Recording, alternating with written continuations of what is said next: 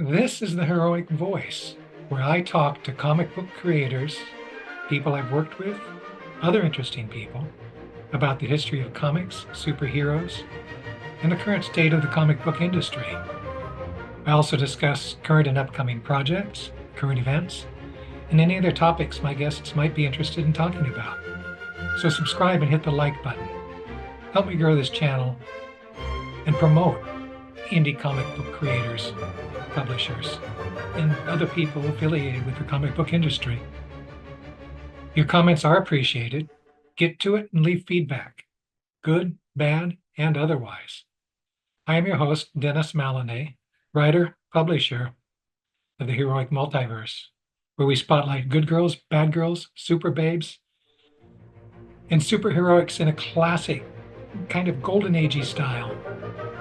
Grab some snacks and enjoy. This is the Heroic Voice.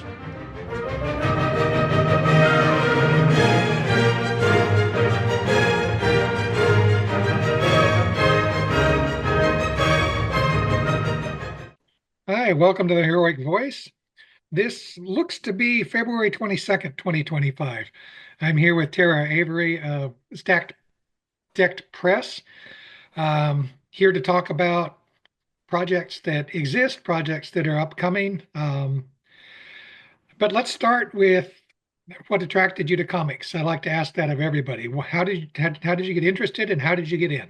Oh, well, I think like a lot of people, I my mom was a elementary school teacher. She had me reading at a pretty young age, and they had these visions of me becoming a literature scholar or something. But as soon as I graduated from the Cat in the Hat, I fell into a pile of my brother's hand-me-down comics, Fantastic Four, Spider-Man, Superman, Legion, and that was probably where it all went wrong. But that was sort of the end gate, and I was hooked on comics ever since. And as a little older, newspaper strips, especially Peanuts, Mad Magazine as a kid.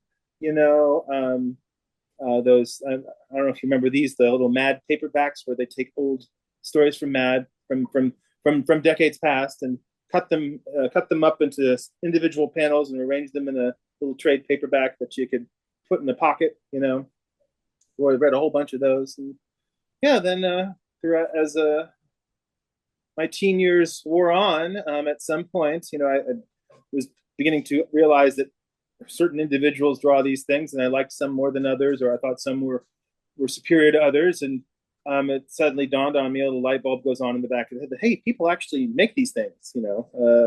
Maybe that's something I could do too, and that's where it happened. How did you get started in that? You just told us what the impetus was for getting into it, but what actually happened that got you into doing comic books? Well, like a lot of folks, I guess I started just drawing stuff at home. Like when I was very little, my mom would get me a notebook, like spiral notebook, and I would fill it up with stories of all my favorite, mostly DC superheroes. And then as I got a little older, and sort of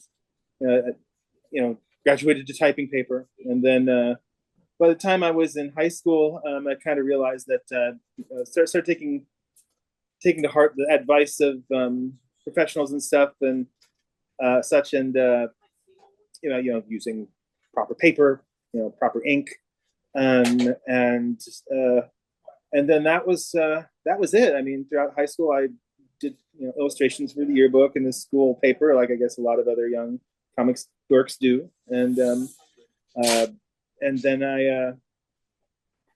when I got to college, I did some work on the some editorial cartooning, and I did a strip for them for one year. And then I was ready to become the universally ignored cartooning stylist barely standing before you, as the expression goes. Shout out to Hedwig there. But yeah, so that's those are the early years, I would say, the early years of bitter struggle. So Who are your inspirations? Any favorite artists that actually inspired you to I reach would out, say reach forward? I would say a lot of it, like even though it wasn't really clear to me who he was at the time, and you're very young, you aren't always cognizant of these things. Jack Kirby's stuff I kept coming back to over and over again. It's like you don't always know who it is, but you notice whose books you read over and over again, and you're 6, 7, 8, years old, and a lot of times that was Jack Kirby's stuff, especially the Fantastic Four stuff, and like some of the far out '70s stuff he did for DC, like OMAC. I loved OMAC. It was just that was great. And as a little older, I guess early '80s, you get the John Burns, you get the George Perez. Until I was probably 14 years old, you couldn't convince me that George Perez wasn't the greatest artist who ever lived. And then, but then, something happened. I was bit by the indie bug, and I picked up my first Brothers Hernandez comics, Jeppy's Comic World in Ocean City, Los Maryland. Bros. Yeah, Los Bros in 1984, and at that point it was like, oh wow, this is like a comic I always wanted to read, but I didn't know it existed. And so that just changed my whole idea of what comics could be about and what they could do. And then sort of over the next couple of years, I sort of picked up fewer and fewer superhero books and dug in more into indie comics and American newspaper strips from the first half of the 20th century, mostly the heyday of the newspaper strip, and Euro comics just sort of took a very wide view of what comics had to offer, and my own personal focus in making comics shifted from doing superheroes or something like that to really stuff that's a bit more personal, a bit more of the I guess what they used to call arts first comics or indie comics or what have you. All right, this sounds like a great segue. You're about to step into the first comic book that you ever did. And, let's talk about projects. Oh, first comic book I ever did. I actually did some barely some almost autobiographical stories that throughout the '90s. Did a lot of but published some mini comics, and we actually like first San Diego Comic Con I ever went to. A friend of mine went. We cornered Will Eisner and gave him all of our stuff. I don't know if he did anything with it. Probably ended up in a dustbin or somewhere. But and contributed to some APAs. It wasn't really until to my 30s when I was living in Lawrence, Kansas. I went to school there and at the University of Kansas, and I had a little house there. I still have a little house there. I'm just not in it right now.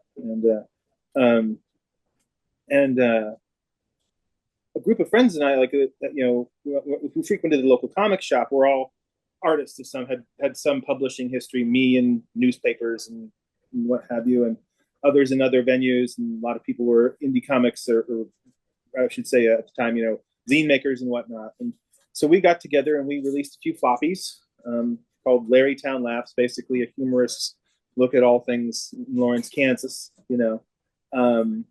And after a couple of those, I took a plunge into doing web comics, and I did a couple of web comics called Dirt Heads, which was sort of a look at overeducated and underemployed 20 and 30 somethings who live in the college town. No similarity to real life there at all. And then coming back to California in the late aughts, I started working with the Los Angeles Bi Task Force, the bisexual activists out here, and at first I really wasn't sure how I could really contribute to their group, and so immediately I said I could do a weekly comic strip for you, and they said sure, and put it on their site. So I did a strip called Gooch that ran for some time, and that actually got me more attention. Having a comic strip with a bisexual character and it open and front and center was what really started getting me attention from readers. I was really surprised because I thought before that, really making the characters in any way queer might actually diminish my appeal. But actually, what it led me to do is find people who find people like me who are interested in such things. So, yeah. All right. So I looked at the Stack Deck Press website. There are lots of there's lots of stuff up there. Oh yeah. Anything in particular that you would like to point people's attention to? Well, our two most recent publications that came out last year are We Belong, a book event.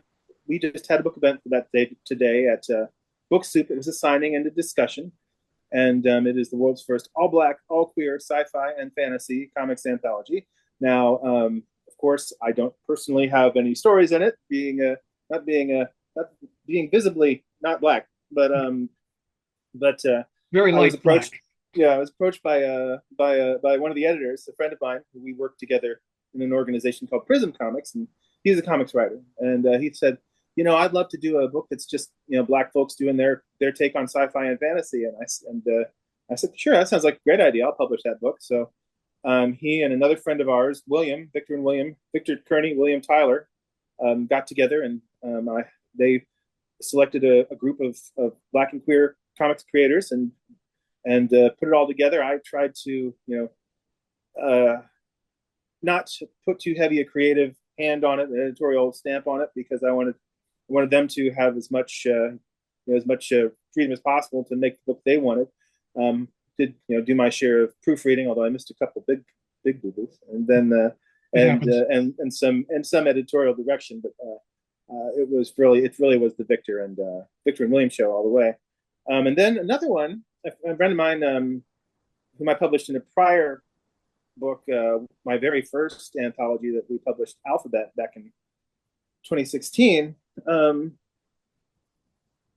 uh, she uh, she she's a very athletic, she's a very sporty woman. She golfs, she surfs, she does tennis, like running, jumping, climbing trees. And she's got this amazing style that's like riots of color and surrealist touches, but she does autobiographical stuff. So you've got this, she's telling her own story, but with all this sort of interesting, you know, these little flights of fancy and visual dazzle, that she brings to it. And she said, I participated in the gay games in 2018, and she took up a whole new sport for it. She took up bowling. She had not really bowled competitively before, so she wanted to do a book about her time, being involved in the gay games, preparing for it, and her personal history, her love of sports and physical activity, and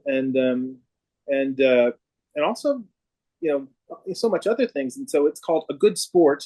It's by Swazik Jeffrey, and we just that finally reached me in its finished form from the printer in December of last year, and we're very pleased with it. It's just sort of not quite like anything else. I mean, it is a graphic memoir, and it is drawn from real life, but with these sort of poetic and lyrical touches, and often sometimes serious and sometimes humorous, that sort of give you an insight into how she feels about things and who she is.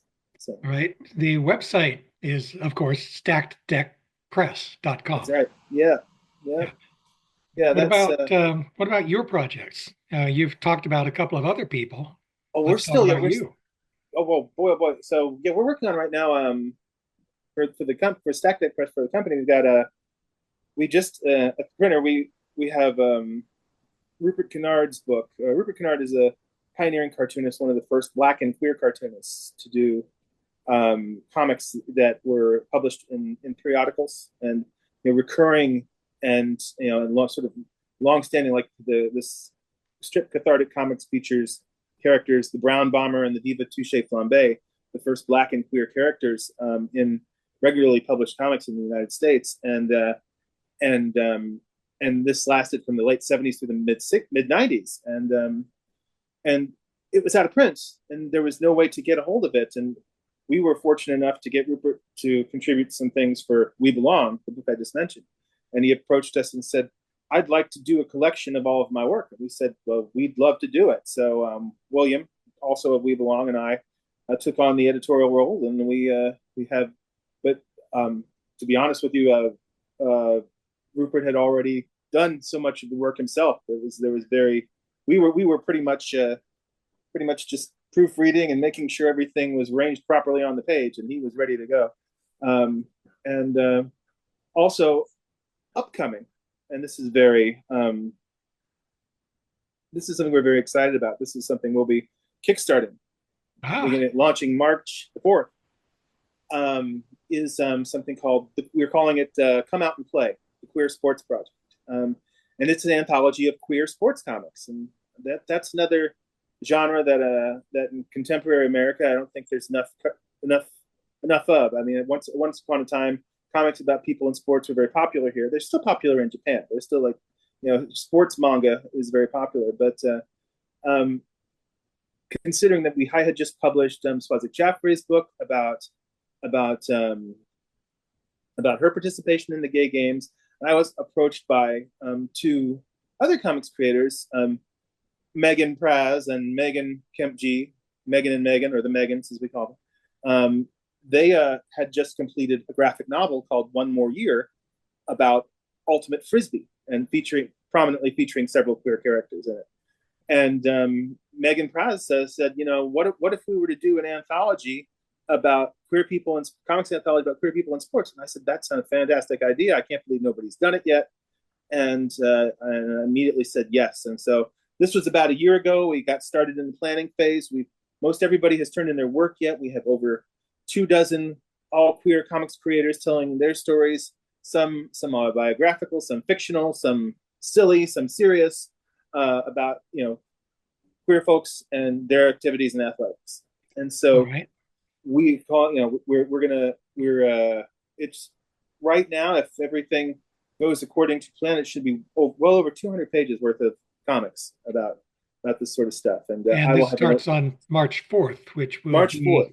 which will be about the time this interview goes live on YouTube. Oh, well, How that would be dynamite. how long do you expect the Kickstarter to run?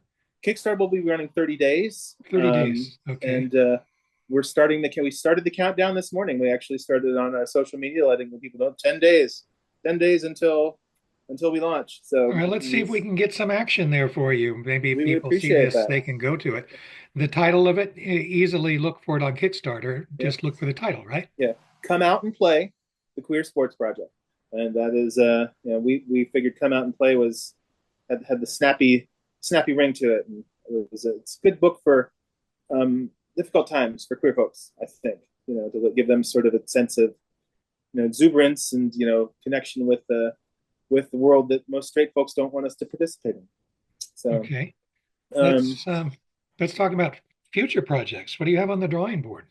well, I have just wrapped up inks on a story for the Illustrated Guide to Queer Food. This is not one of my own publications. This is a publication from uh, originating from McGill University in Montreal, Canada, and uh, and this is an interesting book. Basically, it's the brainchild of a couple of academics who really are fascinated by the differences, by how queer people express themselves and show their culture through food. And so I did a story about an autobiographical story about my polycule and how my bread baking habits are in demand whenever I visit my partner in Sacramento, and other people in her polycule are very eager for me to make a certain kind of bread that they like. So this is several times a year I'll visit, and several times a year I'll find myself in the kitchen for at least one day, cranking out bread for everybody everybody up there. And so that is my story there.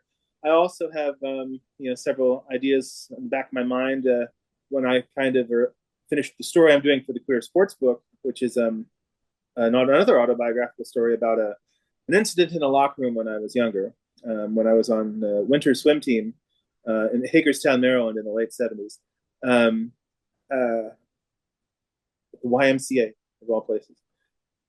And then when I finish those two things, I have other plans in mind, and I think that once this is all over, I'll my Patreon will be alive again with some long overdue ideas that I have clearer ideas how I want to handle them now than I did maybe when I So you have a first instituted. Patreon that's not active at the moment. Not at the moment, but I will. yeah, keep an eye on my social media feeds as soon as I'm ready to share it with the world. You Social will, media. How can yes. people find you on social media? Well, they can find Stacked Deck Press on Facebook, Stacked Deck Press, very obviously, on Instagram at Stacked Deck Press, on Blue Sky at Stacked Deck Press, and then there would also be you can also find me at Tara M Avery on just about all the major socials, and one Instagram account devoted to Tara M Avery Art, ART, TIRAMAVERYART. Just to be So clear, that M is in between Tara and Avery. So, that is correct. Yeah, yeah. that is correct. Yeah, from the middle initial. So and so yeah, that's those are the places you can find me. And I also work with Prism Comics, and we're a nonprofit organization that promotes LGBTQ, AIU, et cetera, comics creators and fandom coast to coast, and we will be doing our annual convention. We do a free convention every year in West Hollywood called QCon. This will be our fourth year, and Hmm. there's still tickets available and still vendor space available if anybody within the sound of my voice would like to exhibit at QCon if you're a queer comics creator. We have tables available, and you can find all about that at qconprism.org. That is the letter qconprism.org. Well, more And generally, let's talk about people who are not queer who might want to get into comics. Do you have any advice in general for yeah, people? well, I guess it'd be similar for both groups here, but yeah, for me, it was just doing it. I think a lot of folks, you know, they may be afraid of their own creativity, but I guess if somebody were to approach me as a publisher, what I would like to see, and I imagine a lot of publishers this way, have complete comics pages. Have a story. I mean, character designs are good, concept art is good, but character designs and concept art do not a comic book make, right? You need to actually have a story, tell a story. And if there's nothing that tells a publisher more about whether or not you're up to the task of making a comic book than you actually making some comics. Uh, and that I think like a lot of especially younger creators, they get very perfectionist and they want it to be good and wonderful and just like all their idols right off the bat. That's probably never going to happen. You Let know. me just interject here, and this is something that I have not said in any of these interviews, but you're absolutely on target. Comic books are about telling stories. They're not about drawing pretty pictures.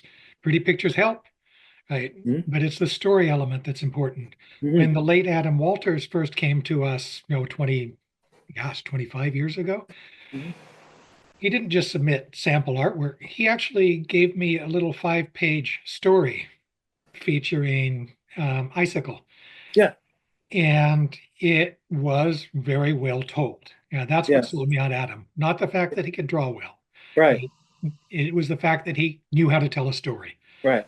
Yeah, and that's what you're saying here. Yes. Storytelling. You Yes. have to be able to tell a story.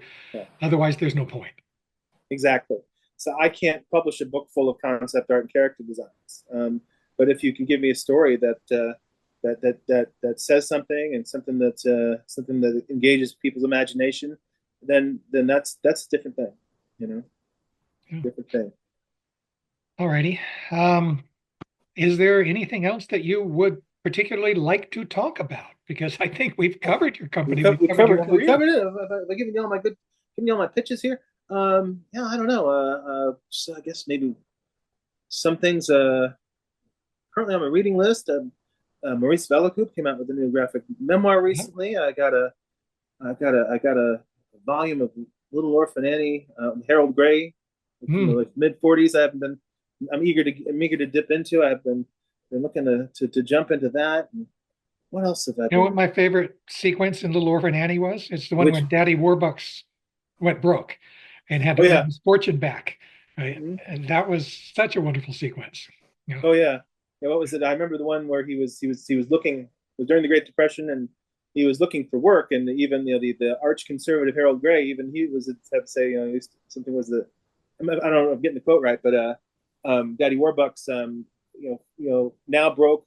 frustrated, looking for work, can't find it, and he comes home to Annie, dejected, and says something to the effect, "I used to think that all a man needed to find work was two hands and his health, but things are different now."